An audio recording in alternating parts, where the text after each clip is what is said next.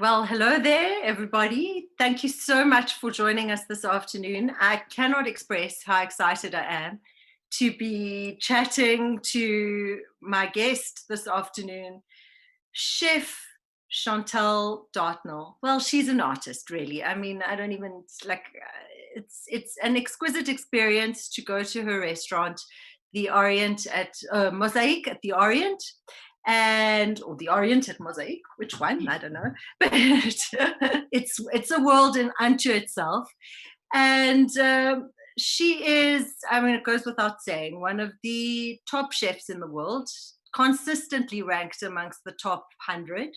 We're going to get into the slight.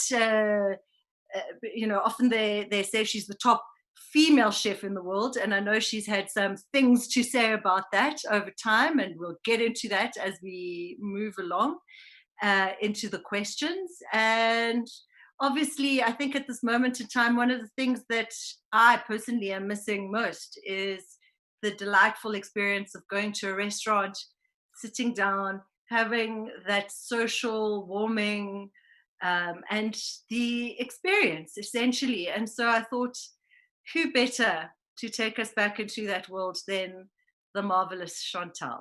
So, without further ado, welcome. Hi, Chantel. How are you? Hi, good afternoon. Good in yourself, Aspasia. Good, thank you. I believe you're in your dad's office in Pretoria. I am, and surrounded by some of the fantastic paintings that you're going to be seeing in our Legacy Art Museum very soon.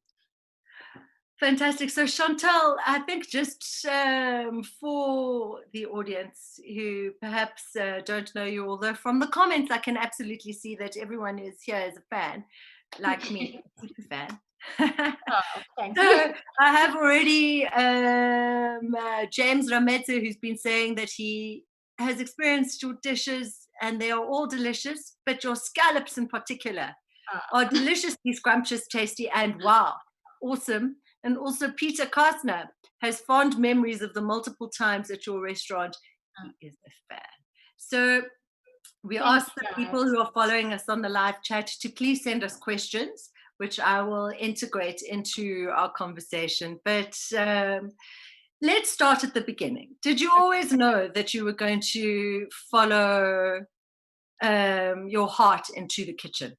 Definitely. And it's actually a fantastic story to tell because I remember as a child, my siblings would be playing outside in the garden and I would always want to be in the kitchen. So my earliest recipe book I got at the age of 4, and although it was super basic, like making little coconut biscuits and things like that, I was It's not always called super basic, Chantal. I mean, obviously, a lot of people would be very impressed with coconut biscuits. very, very basic klapper cookies.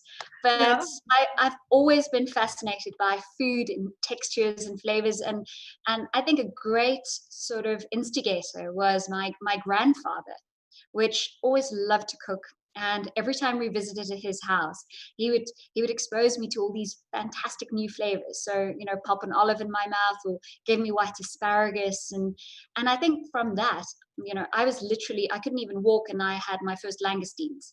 So with that sort of palate building from a young age, it was a fascinating journey.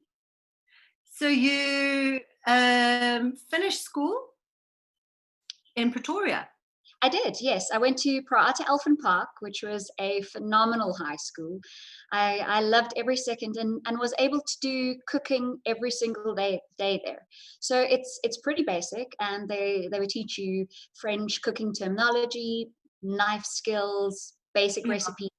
But by the time I got to college, I already had this head start, and Yeah. and it was really good because it gave me a lot of additional time to already start experimenting with my own personal style.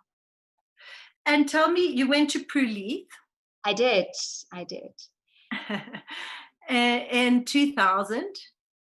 Well, I graduated So you in graduated in 2000, yes. yeah. And then And took then to London.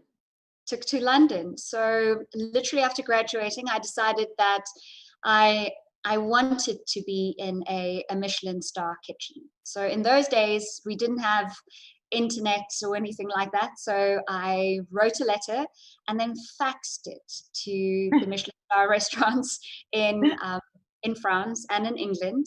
And literally within sending off my first fax, half an hour later, I got a call from Paul Rhodes at Caine 90 Park Lane, saying that I could join the team, and they had a space for me as a commie chef. And that was literally the beginning of this phenomenal journey of learning and experiencing and just being exposed to what it is like to be in a major kitchen.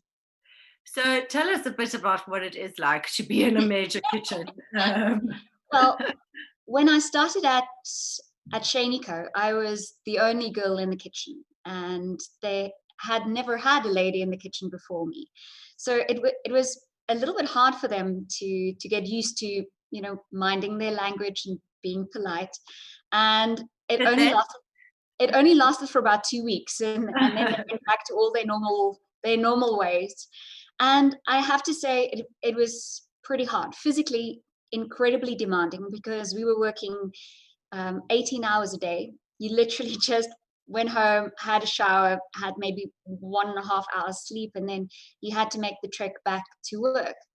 And I think with that, it taught me the stamina that was required, especially in operating your own restaurant. Your times are pretty crazy, but it showed me the level of dedication that was required, to put into a restaurant of that quality.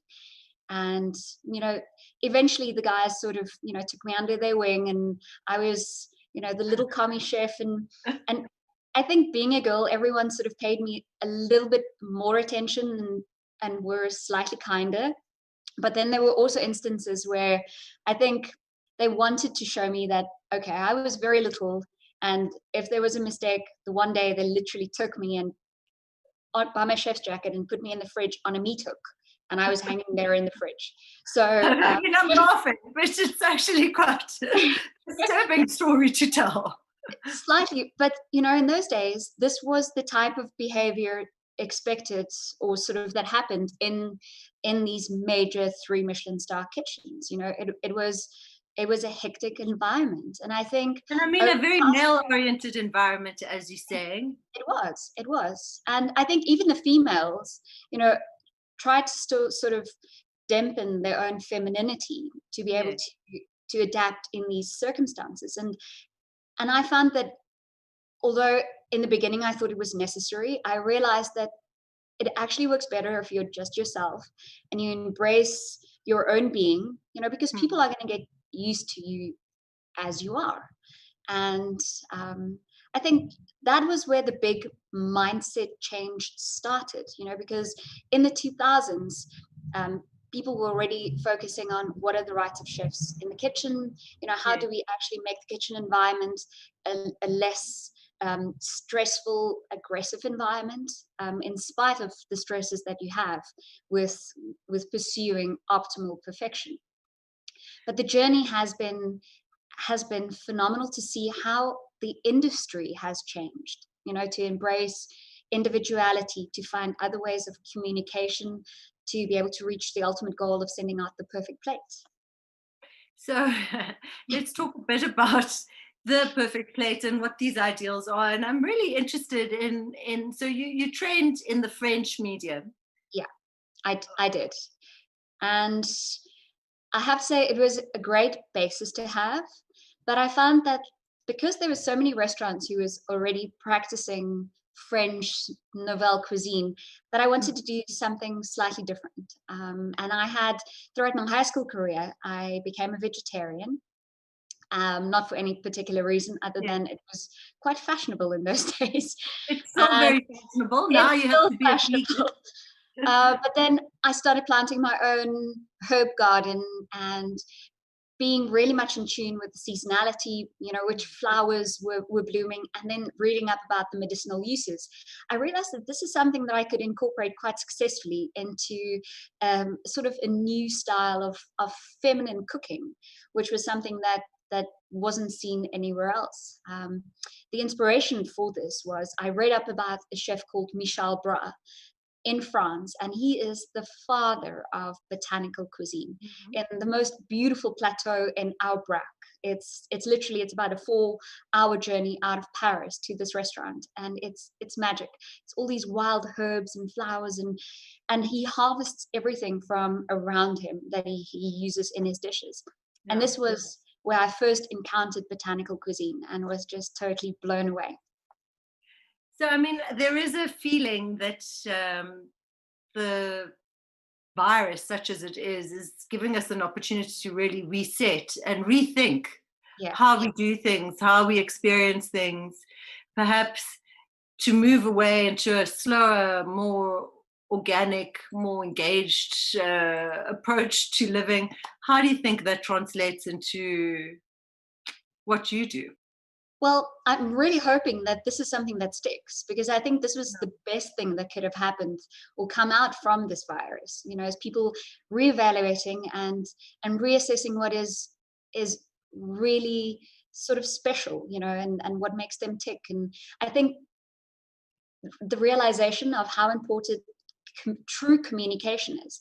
And I think we got caught up in this busy lifestyle, and you'd have a quick chat and you'd be busy on your phone while having a conversation. And now just being able to sit down, have a conversation, interacting with people has become so special. And at Mosaic, this has always been our philosophy. We've always been there to say, we are there for the weary traveler. If you want to escape, you come to Mosaic. We're in the middle. And truly, it is an escape. So the first time I came to you, I came for lunch, and then we left. And I was like, this is crazy. We should stay. Because then it's like an experience, like literally taking the time to have a meal. Exactly. And what a meal is. So tell us a bit about where this idea came from for the entire environment, this creative experience. So from all of our travels, my parents absolutely fell in love with the Oriental influences, the Moorish inspired architecture. And being where we were, we wanted to have a building that would be unique, but would also still blend with the surrounding environment. So your Moorish architecture with the African sort of low felt type of theme just merged perfectly. And that was my mother's love. So the hotel sort of took on this truly opulent Oriental theme with carvings that came from both Morocco, from India, from Java. And then my great love was for the Parisian Belle Epoque Art Nouveau. So two very diverse concepts, but with the restaurant name being Mosaic, and also, all these influences, because the Art Nouveau was taken from the Moors. It was inspired by the Moorish designs. That's where all the floral flows. So I actually never knew that. Yeah. So the concept of the botanical cooking, relating back to the botanical themes in Art Nouveau, went back to the designs of the Moorish architecture. And that is with the flow of the entire design comes together. So it's definitely a multi-sensory experience. You sort of walk in, and then in amongst the architecture, the painting, the furnishings, and then the food, it's an abundant. It's an experience. It's an abundant experience. It's a total escape.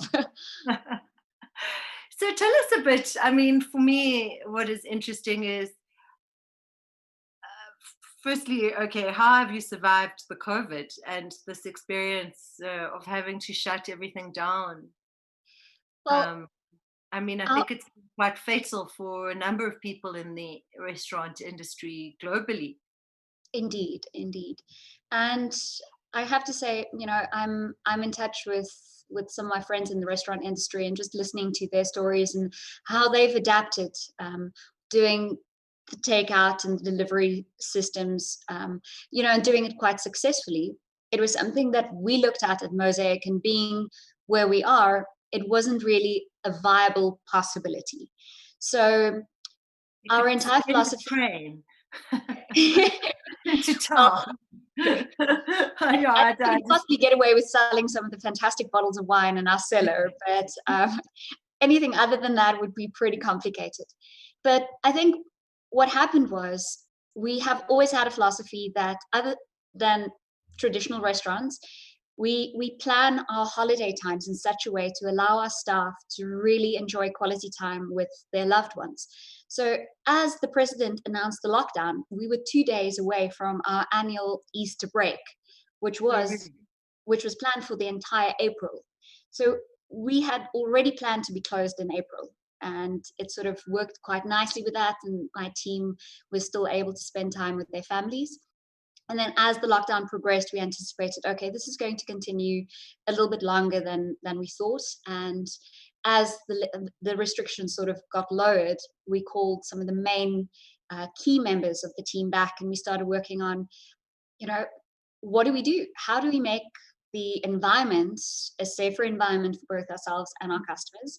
How do we ensure that in spite of everything that we have to put in place, that it's still this unforgettable, magical experience? And we started working on teaching the team the new menu, which the launch has been extended now a little bit. So when Yeah. we finally are able to open, we'll launch this magic menu. So this But is your just winter menu. well, I'm not too sure if the restaurants are going to be open in winter. I'm crossing thumbs that this new court case and the Well, new ruling in maybe 2 weeks, there's some give. there's some relief. But we've Yes. already started working on the spring menu in this time. Okay. So we've really used the time constructively. We've done a little bit of renovation. So my team is literally, we're painting out, we're sanding down, we're getting everything super beautiful. We've spent so much time working in the garden. So replanting, getting everything super lush and ready, for winter hibernation, so that in springtime, everything will just be truly, truly opulent. So it's been a busy time for us, actually. I have to say, it hasn't quite felt like, um, you know, Yeah. that you didn't work. It was just that we were able to do essential work that we don't normally have time for. So it was an incredible journey so far. It sounds like a very productive way to spend a real enforced hibernation, so to speak. Indeed. So well done, you guys. You sound positive. I mean, I know I struggled with it. Yeah. Um, I also just want to ask you, I mean, we touched a bit on what it was like to be a young woman in a restaurant. Yes. And obviously, you are running your environment very much according to your ideas of what leadership is. And tell us a bit about your day. What is an average day for Okay. uh, So one of the world's top chefs? so I do work with a all girls team, and we come in the morning. If we have guests that we're staying over, we start with breakfast service. So that's normally just after about 6 o'clock in the morning, and start baking the breads, getting set up, getting the prep done. Naturally, being far out of town and everyone wants to sleep in a little bit. This is Oh, the somebody's trying to break in. oh my god. So this is the opportune time for people to sleep in a little bit. So breakfast service very seldomly ends before 11, 11:30, where after we seriously need to get set up for lunch. So then the entire team gets together, we quickly get everything cleaned up, set up, and then lunch service starts. And that keeps us totally occupied and sort of focused until about 5:30. Also depending on how leisurely the guests are enjoying their lunch. And then it's clean down, a quick bite to eat before dinner service starts. And at 6:30, we start sending out canapes. So it's a really full day. And this is now Friday, Saturday, Sunday, where literally breakfast runs into lunch, runs into dinner. And that is why for the rest of the week, we plan it better. So Monday is our sacred day. That's the time off. But Tuesday is our day to spend together as a team. So we get in the morning, we have our staff meeting, we discuss, what happened during the week. Was there something, that the team wanted to discuss, is there something where we could better? We go through our services to say, what did we do this week that we can improve on next week? And then we do our creative cooking session. And I think this is the highlight for me every week, where I create the dish. I send out a little email beforehand to the guys to say, this is the ingredients, this is the concept, and they select wines from the wine cellar so we can do a deconstructive tasting. The selecting of the wines is not just, oh, okay, today we want to taste this bottle. They have to literally do the research and bring the research to the table. Say, chef is using white asparagus, so I would recommend that we use an albarino, or, not necessarily just go the basic route of saying, oh, asparagus and Sauvignon Blanc, because you could go so wrong with this. So this is our true training day. And then Wednesday is market day. So Wednesday we get all the fresh ingredients ready for Wednesday night service, and then the week just gets going. So, chef, tell us, I'm getting some interesting questions. The first one is from Warren, who's asking, what is your favorite restaurant? And I think this also goes along with, I know that you guys go with the team on an international travel with your sommelier, and this is actually part of your preparation for these fantastic menus. Tell us a bit about that, and then tell us what your favorite restaurant is. Okay, so it's really difficult to say what my favorite restaurant is, because there's so many phenomenal restaurants. So I think it mainly depends on my mood for the day. And the one challenge is that when I'm in South Africa, we have very little time to go out to dinner. So the restaurant is normally closed on the days where other restaurateurs are closed. So Monday is sacred day in the industry. So in Paris, there's a restaurant called Le Pré Catalan. And I have to say, this is a restaurant where I love returning, for those special meals. But Chef Frederick Anton is a master when it comes with combining flavors, and his plating is just truly phenomenal. So it's an exquisite experience. And in South Africa, I love visiting the guys at La Colombe and Waterkloof, but that's really just camaraderie and having a good chat and supporting the teams. So tell us a bit about this annual travel. Okay. So what happens is we normally take the wine list, and then we identify sections of the wine list where we need to expand on. So our travels are planned according to wine. So what we do is as good an excuse as any. Oh, indeed. Especially after this lockdown. You won't believe how many requests I had of people contacting me saying, okay, chef, we know you can't cook for us, but can we at least come and buy your wine? I'm happy that is now sort of a possibility for people.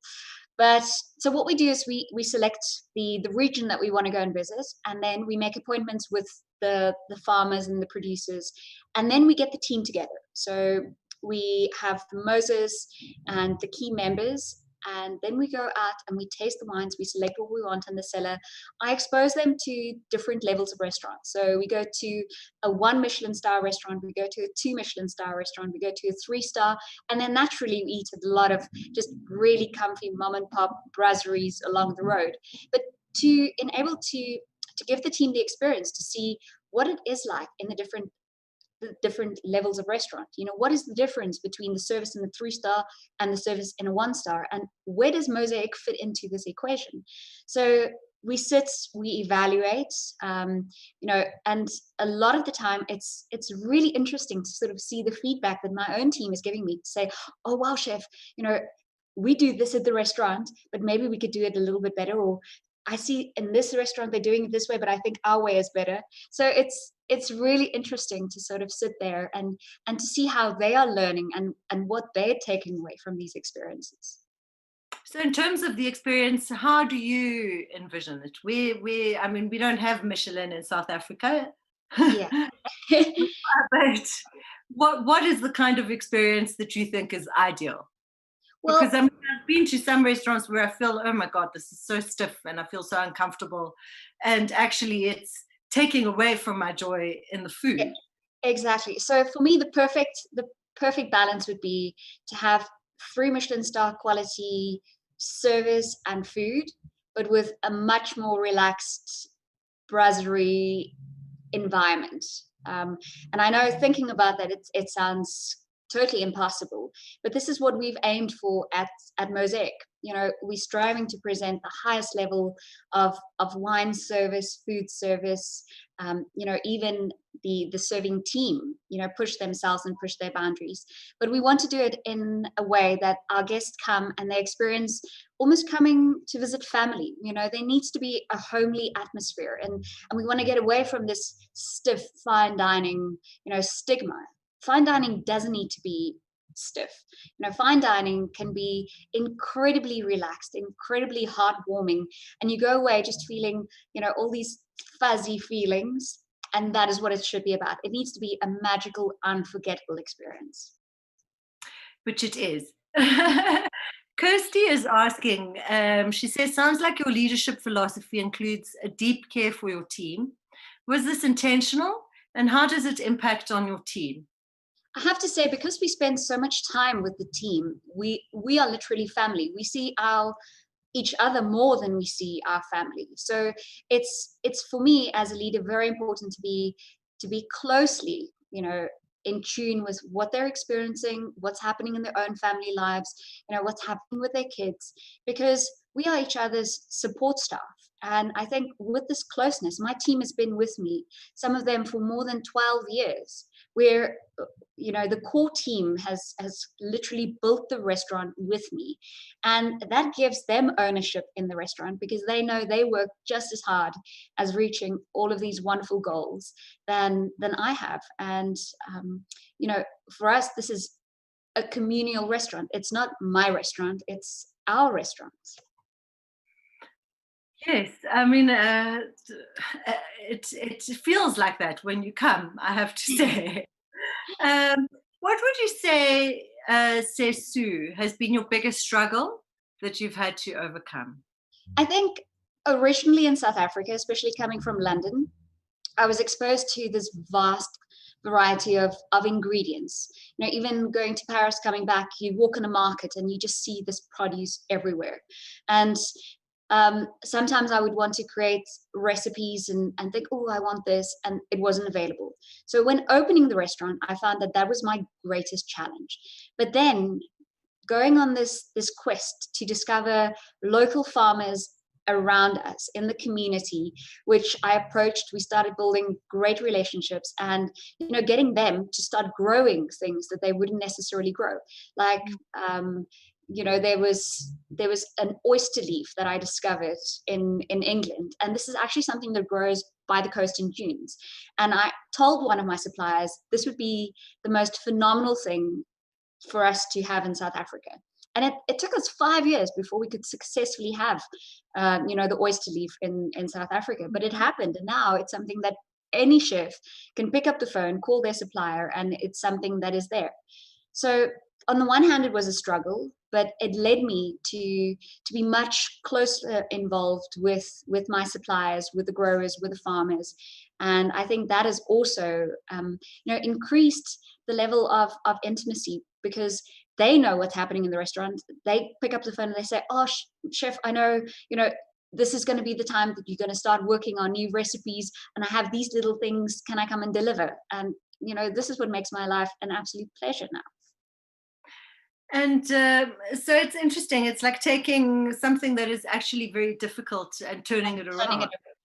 And that is your philosophy in life. Indeed, because by doing that, you're able to achieve your goals, but also to help, you know, a lot of other people in the process. So it's something whereby I'm learning, they're learning, and at the end of the day, everyone is reaping the benefits from this. There's some local ingredient, a South African ingredient, that truly inspired you in some way? Yeah, Madumbis. My team, a lot of my team comes from the local community. Yes. So they sometimes come to me and say, you know, chef, have you tried this? Have you seen this? And being in the Franklin Conservancy, it's for us very important, like red ivory berries. You know, during the season, we harvest these berries and we make a spectacular preserve to go with waterbuck. And even waterbuck is something, if you say you have waterbuck on the menu, people's eyes go just as big and they're like, how is that even possible? But, learning about working with these ingredients and having, the perfect supplier who can bring you waterbuck without having, the skin contaminate the flavor of the meat. And then you're putting this spectacular dish, which is truly South African, on the plate. Waterbuck, madumbi, red ivory berries. And this is the story that we want to tell at Mosaic. It's, taking people out of the office space, putting them down, and presenting them with a plate where it's almost this awakening, like they go out and they walk in nature and they get to experience it. I always ask this question, but what would you tell your younger self if you had a chance to speak to that? I would definitely say learn to speak French at a younger age, because I'm busy with my French lessons now at the Alliance, and I really wish that I had done this sooner in life. It's something that I've always wanted to do, even while I was in high school, but procrastinated, and now I'm really well on in life, and it's something which I still want to do. And I would just say, if you have this urge, if there's this something which you really want to do, don't put it off till later. Make time and do it now, because it's always going to be there in the back of your head saying, why haven't you done this yet? Jessica was talking a bit about before what we were talking about, and she says she'd love to just have amazing food in that relaxed environment. Well, Jessica, it is available, I'm here to say. And we're hoping that it's going to be there very soon. So yes, let's hold thumbs. Tell us about a moment in your chefing career where you thought, oh my word, I've actually, this was crazy. Why? Well, I think this was the same time that I was in London. I moved from Shanico 90 Park Lane to Gidley Park, which is a beautiful country restaurant, now 3 Michelin stars. And one of my good friends from my early London days, he was a commie chef at the Oak Room with Marco P. White. He has now actually taken over at Gidley Park. But I arrived there with Chef Michael Caine, who is an incredible chef. But his style was so different. Excuse me? Not the Michael Caine. Not the actor Michael Caine. This is Chef Michael Caine's. So you could actually see him on great British menus. Okay. But going into his kitchen, his style was completely different from what I had learned at Park Lane. And it was super intense and very meticulous and loads of detail. And it was a very, very hard kitchen to be in. And I got to a point where, after working nonstop, for about 3 weeks, your body doesn't want to go any further. You're really, really tired. And at that point, I sat there and thought, do I really want to be doing this for the rest of my life? And then that morning, I walked into the kitchen, and the chef de partie, he was the head of the section I was working on, said, today I'm going to teach you how to make this terrine.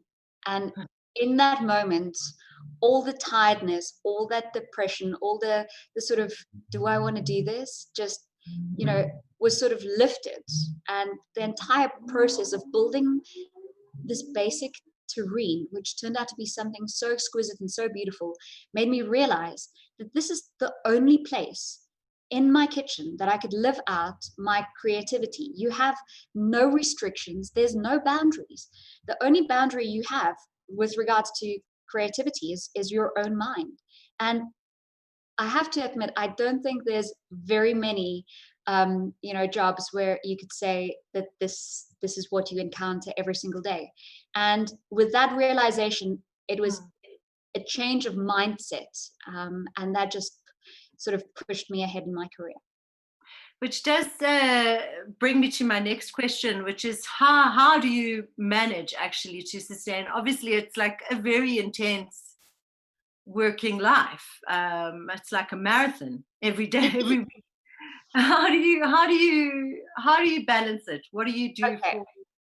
So our philosophy at Mosaic is that we give the team and of course myself little breaks throughout the year. So in April, we have our Easter break, which is about a month. Then we have our winter break, which comes up from the 18th of June and extends into the whole of July. And then September, we have another 3-week break. And then December, we close up after our Christmas service, and then we lock up until about the 20th of January. Now, with all of this time, we basically have 120 days, which is family days, which is what makes me tick. This is creating that ultimate balance between when we're at work, we work super hard. I require your full attention, your full dedication, and we all push together. But then when you're home, that is your time to spend quality time with your family without any distractions from work. So when Mosaic opened, this was something that we had established and had thought about already, to say life has to be all about balance. You can't be creative, and you can't continue if you're exhausted and you're tired and you don't have that little break to look forward to. You don't have that intimacy from your family to support you. So, and that is the ultimate balance. Nothing would have been possible without this beautiful equilibrium. A beautiful equilibrium. I mean, that's quite a lovely way of putting it. And have you ever had any mentors that you can look back and say, oh, now this person really shaped the person I became? Well, I have to say, because I was so very young, I know I refer back to my London days, because this is basically the only 2 kitchens I worked in, because by the time I came back to South Africa, I opened Mosaic. So I hadn't worked in any other kitchens locally.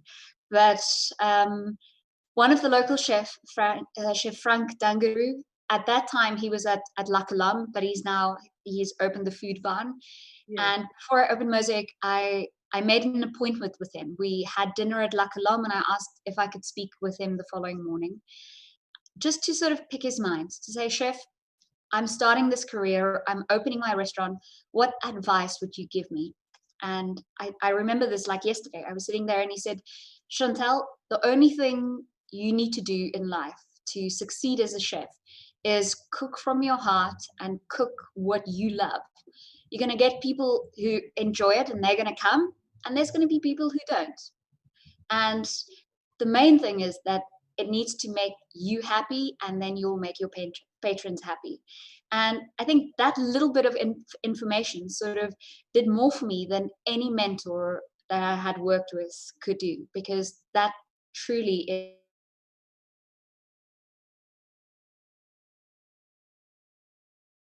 An opening soon. is. Well, On that first night, I'll that be would there. be good. That would be good. Obviously, I think, on the one hand, having been closed so long, you have all these great ideas and we've been working so hard on the menu, but there's this little bit of sort of nervousness, because it's almost like opening a restaurant for the first time again. Everything has been shut down, everything has been closed. So it's like getting the engines oiled up and greased up and ready for action. So I think we're all slightly nervous, but I think the menus that are lying ahead is what's really, really driving me, and it's super creative. And I feel, especially now, I'm becoming more and more in tune with nature, and I think our menus are truly reflecting this on the plate, and it's making me just really excited. And me, very hungry.